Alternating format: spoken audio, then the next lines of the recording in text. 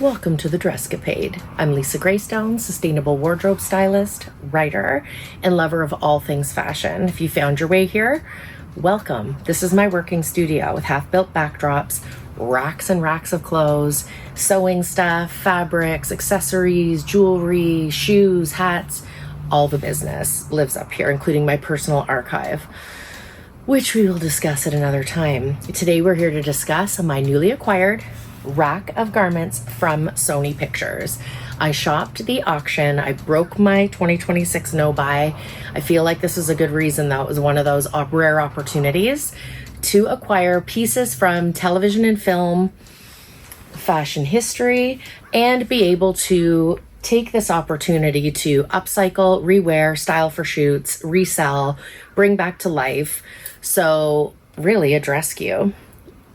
Costumes are notoriously damaged, and I knew that going in. So let's go and get into it. This is episode 1 of the SONY RACKS. I wanted to start here. I wanted to start here in known territory. If you are new here, I have been the curator of the 55,000 dress collection, an award-winning dress collection collected over 5 decades by Mr. Paul Brockman. I spent over 5 years curating, sorting, selling, listing, steaming, photographing, researching all of the dresses in his amazing collection, which was really 1950s and 80s heavy, but it spanned all the decades, all the sizes. There'll be tons of videos coming up on that later. But this is one of the dresses that I sold from Paul's. He had 2 of them, I believe, and I sold them both.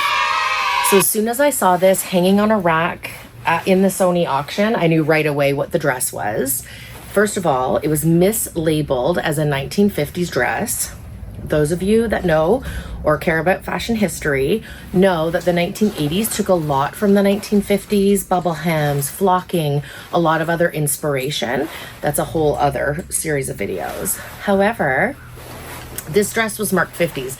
I knew it wasn't. It's quintessential 80s.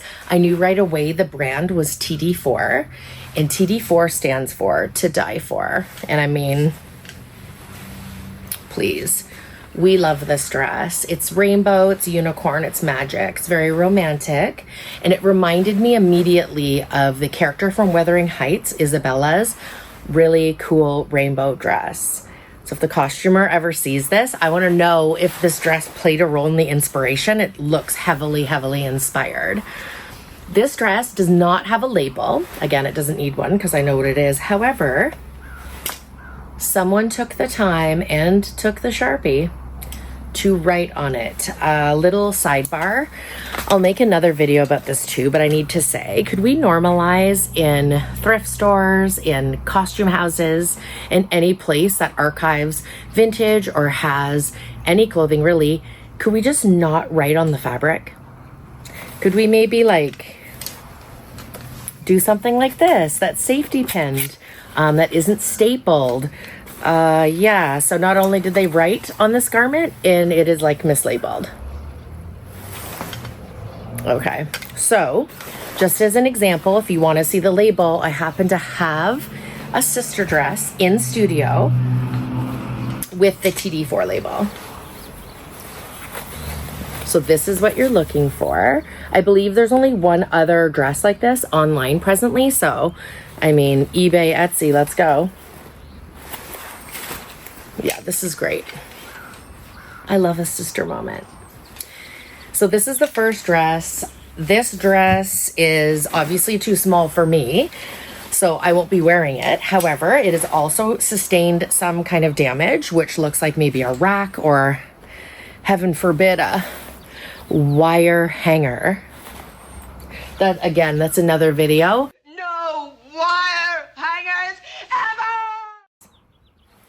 So we're a little slashed and dashed down here, which is fine because she's getting an upcycle. She may be getting a makeover, or she may just get shortened and resold. I have so many things I can imagine this dress to become and be. Do you love it?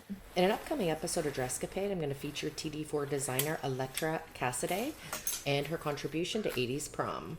Join me for episode 2 while we dig into this rack. I will start here in the dress section and then sort of move. There's really going to be no rhyme or reason. My work is really organic. I'll share what I feel like sharing, so it's not going to be in any sequential order. So if you're coming for order, you're in the wrong place. See you next time. Thanks.